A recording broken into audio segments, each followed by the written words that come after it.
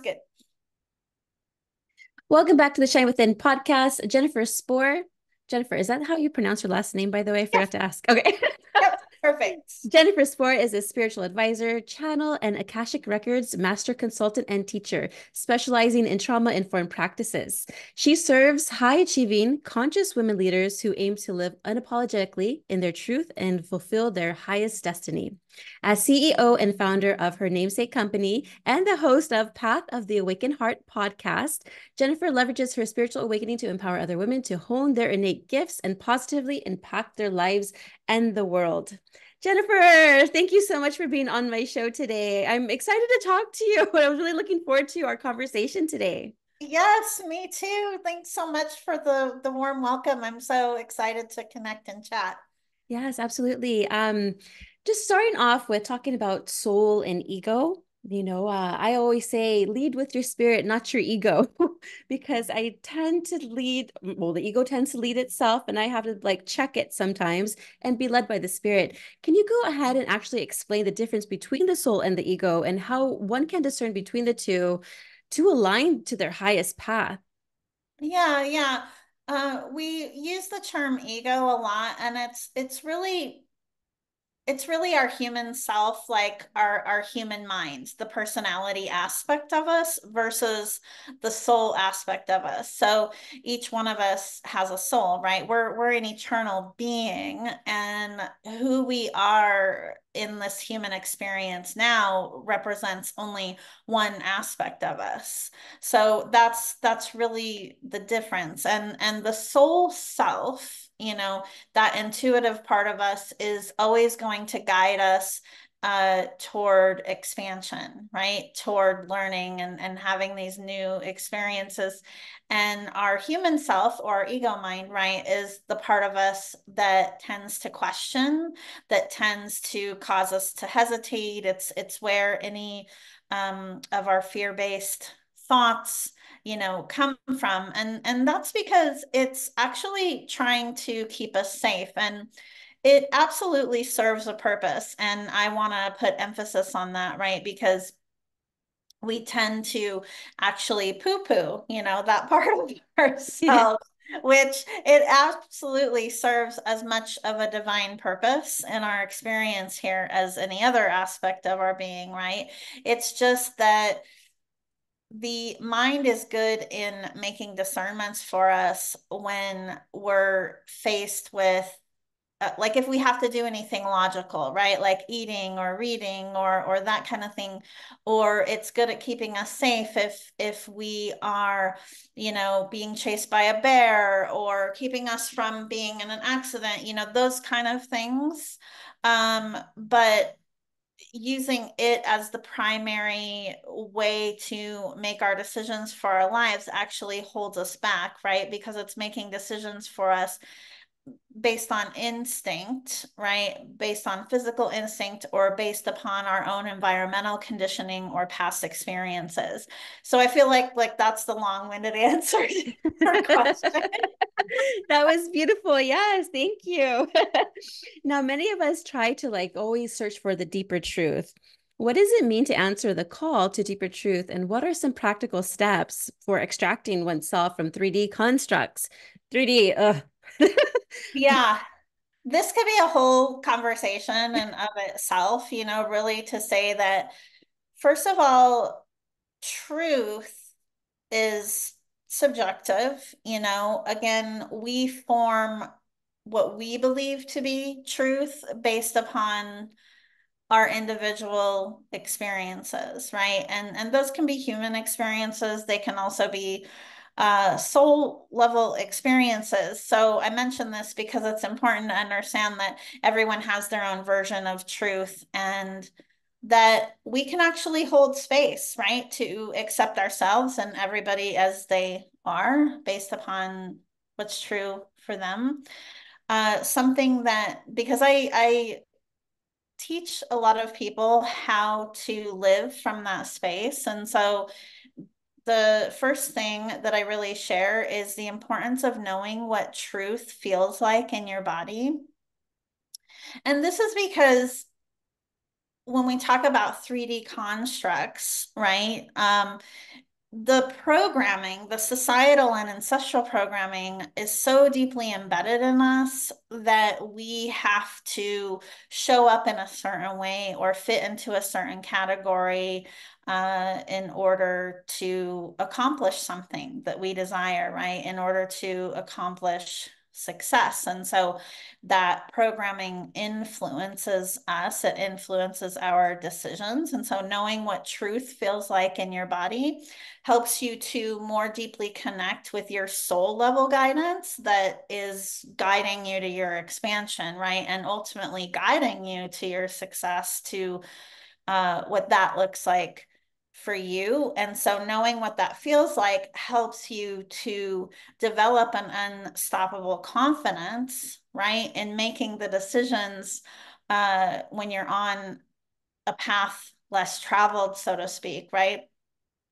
A lot of my audience is in that space on their journey, and I'm feeling that, since I'm here as a guest on your podcast, probably yourself and a lot of people that listen to your show, right, are in that space too. So knowing what that truth for you physically feels like in your body, right, is really important. And I say physically because lots of teachers in the personal development industry and spiritual communities that teach manifesting, it's not talked about enough, the importance of what it means to manifest truly from what it feels like in your physical body. Like, people talk about embodiment, but not enough. And so what happens is we tend to then want to default to trying to manifest or create from our human mind, right?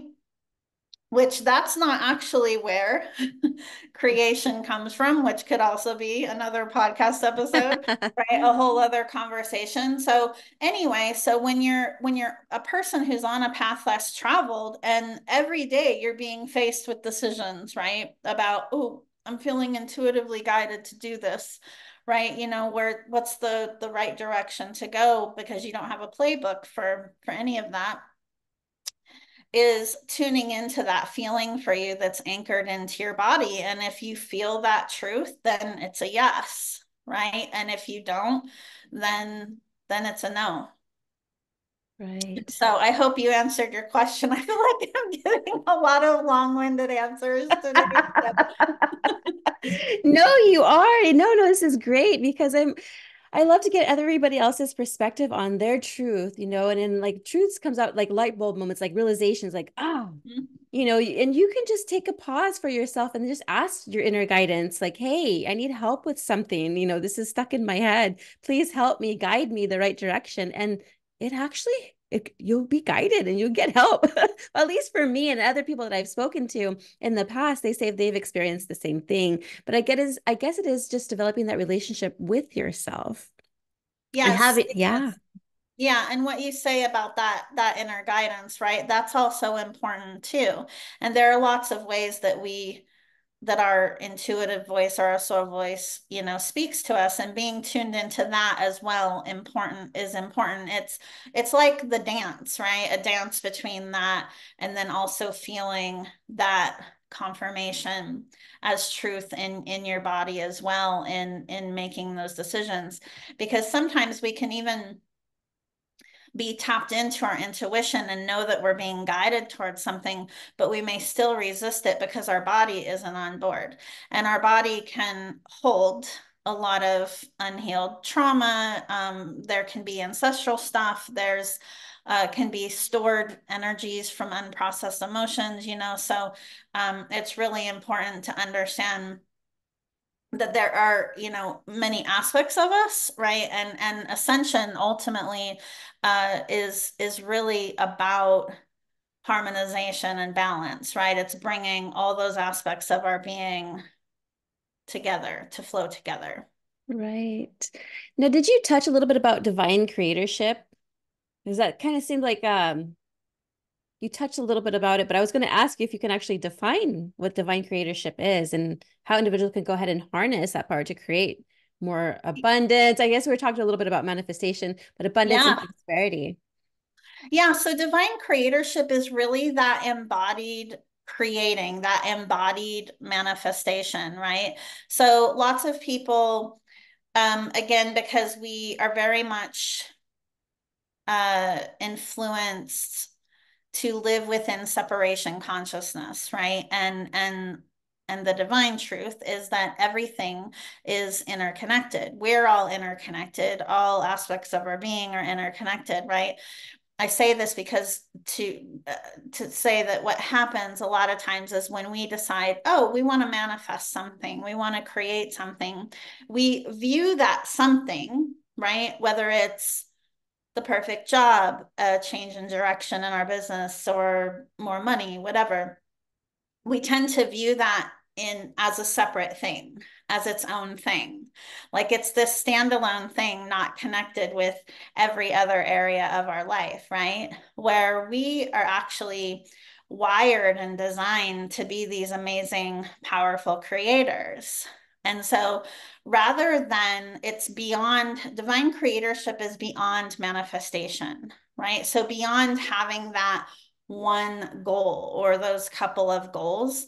It is living embodied each and every day of your life in your creative power, in your creator power. Does that make sense? Yeah, it's like we all have our own zones of geniuses. We all are genius in our Yes, own and you're creative living way. aligned with that, and you're living from abundance and prosperity as a state of being. Yes, that's what I always say. I always say abundance to me is not having more, it's about being more Yes, and seeing your potential because you have a lot of potential, yes. listeners, you So do. that's divine creatorship, right? It is living as that being. It's living in your creator power in all of who you are.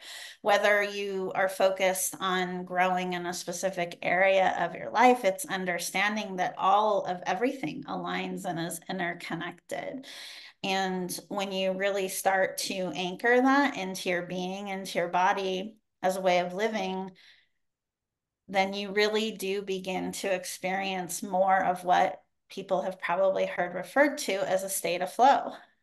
Yes. And I think that's why a lot of people are leaving their job, their job, whether it be in corporate or just wherever they're working at, they're not happy or feeling fulfilled, and they're discovering their gifts and their passions, and they're starting to go for it. And I'm seeing that a lot more and more and more. That people are like, you know what, I don't want to do this anymore. I feel like a robot. It's just like punch in, punch out. Traffic.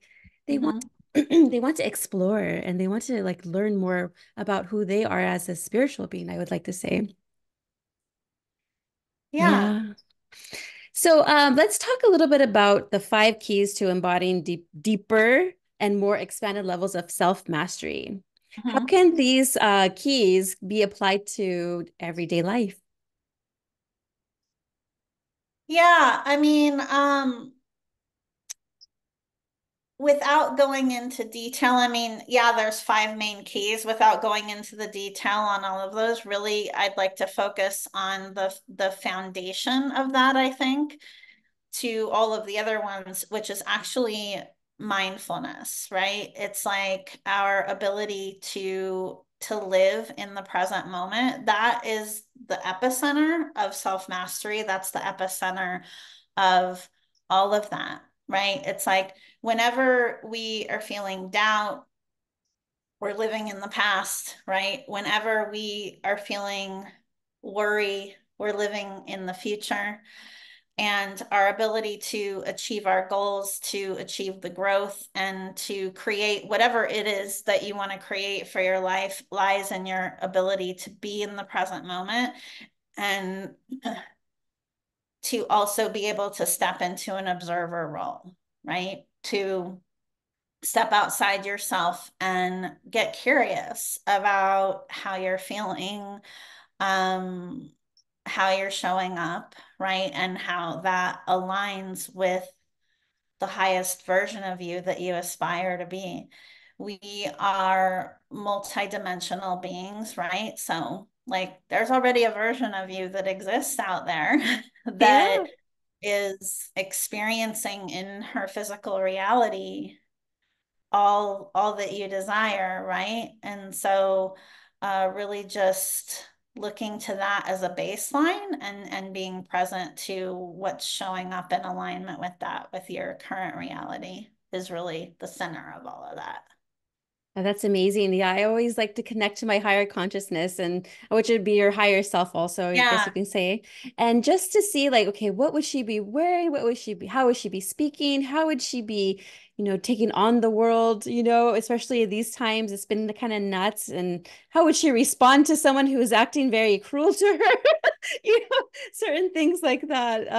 Oh my goodness. So I think tapping into your higher self, and we can do this with like meditation, or you can even just have a conversation with her, even. And I yeah, think that you'll start yes. developing a relationship. I highly recommend meditation for, I mean, I've been intentionally focused on my ascension journey for probably about 15 years now. And meditation for me was the portal that opened me up to everything. So when I was still in my prior career, experiencing this tremendous awakening and shift in consciousness and really just establishing a consistent practice of creating that space for myself just to be. And that's really important because there's a trillion guided meditations out in the world, and those have their own purpose, right? They can be very useful to go on guided journeys. I have guided journeys for clients too. But something that I really put a lot of emphasis around in working with my private clients is working with them to learn how to just meditate in silence, to learn how to just be with themselves, to observe themselves without any guidance, any distraction, and just accept, just be open to receive, whatever comes through. That's also how you can most quickly get more acutely tuned into your soul's guidance, to your intuitive voice, and also in allowing, God or source to speak through you, your guides, your divine support team to Yeah. speak to you too. Yeah, speaking about the support team and guidance and then the ether, we hear a lot about the Akashic Records. Can you go ahead and talk a little bit about what the Akashic Records are and can anyone access them? Yes, those are great questions. So for those who haven't heard of the Akashic Records before now, very, very simply put, the Akashic Records are like this cosmic library for your soul, right? So as a soul having a human experience, as I said earlier in our conversation, this current reality is one aspect of your being, right? That you're experiencing right now, but you've had lots of other identities, lots of other lifetimes, right? And experiences that your soul has had. And so your Akashic records are the records for your soul. Your Akashic records hold all of your soul's experiences since the beginning of its existence. And anyone can access their Akashic records. There are lots of guided journeys like on YouTube. One thing I would say is that when you're setting an intention, if you're going to set an intention to access your Akashic records, you want to, similar as if you were going into meditation, right? You want to call all of your energy back into the now moment, center all your awareness in your body and your heart space, and make sure that you're grounded. And then everyone has like their own personal invocation, but you can develop your own personal invocation or prayer, right? To say, to call forward the Akashic record keepers and guides of the highest frequency light to provide you with guidance and healing and clarity forward on your path. And then please open my Akashic records now. And most people will feel like a some kind of shift, palpable shift in energy when they're opening their records, especially for the first time. And whenever then it's good to have questions prepared when you go into the records because um, there's just like this limitless collection of information, right? And then you always want to close your records when you're done. So that's a whole other. So you can, anybody can do that, right? I recommend receiving training on that because there are ways that you can ask questions and you can also learn healing technologies to experience the most from being in your Akashic Records. I work in the Akashic Records with a lot of my clients because they essentially provide one of the most direct paths in my experience to your ascension because you're going straight into your soul level records to discern essentially the root cause of whatever challenge it is that you're experiencing. And you can receive not only clarity and guidance, but also energetic, physical, spiritual, and mental healing too, as you're in your records. So that, you know, what I've just shared doesn't even really scratch the surface. There's just so much expansion. The records are amazing. Yeah, so I tried to access my own records and it was like I kind of lost time. And then it was like a video, like movie clips of things. And I was Yeah. like seeing my uncle, my mom, and like some little hints of things in my life that's happening or maybe happening or just to pay attention to. It was really neat. And I was like, well, whoa, that happened so fast. Hold on.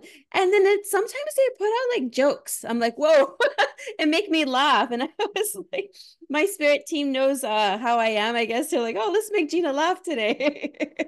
And so Yeah. it's Well, our awesome. guides have a sense of humor too. Absolutely. And you know, I love actually that you brought that up, the laughing and the laughter, because this business of growing and living our best life, right, can feel like serious business a lot of the Yeah, time. And right. it's so important to balance all of that with laughter and with play. And it's those lighter, more joyful experiences and feelings that open us up, you know, to so much more expansion too. So important. Yes. Now, where can our listeners go ahead and contact you if they want to work with you or see you on social media? Yeah, so the best central place to connect with me would be my website, and that's jenniferspor.com. That's JenniferSpor. And then I hang out a lot on Instagram. So I think I sent you those links, but on Instagram, I'm just under Jennifer underscore Spor, and then I'm also on Facebook too. Awesome. And yes, I will have all of those links in the show notes. But any last words or thoughts you'd like to share? Gosh, you know what is coming forward is really so there's a lot going on in our world, you know, and it feels like that the intensity of all of that increases, you know, by the day. And it's easy for us to feel overwhelmed with everything, you know, that's happening in the world and then everything that's happening on our own growth journey as well. The best way to navigate all of that, right, for yourself and to have the greatest impact for the collective, you know, like at a planetary level, is to be really clear in your sense of self, to be really tapped into your truth, to be really tapped into your intuition, and to have the courage to act on that and to embody that as your life. That is the greatest way that you can make a difference for yourself and for others. Yes, and it will be like a ripple effect because once people start seeing you shine, then they want to. And then, like, what is she doing? Oh, she found her purpose. Let me go ahead and find my purpose and start doing things that I love doing, whatever I'm supposed to be doing here on earth. And then it just is a ripple effect. And so we're trying to get that here on earth. As you said, the collective consciousness. Yeah, I love Yeah. that. Well, thank you so much, Jennifer, for being on my show today. I hope you feel better. You did great, by the way. Good, good. I'm glad. Yes. Thank you so much.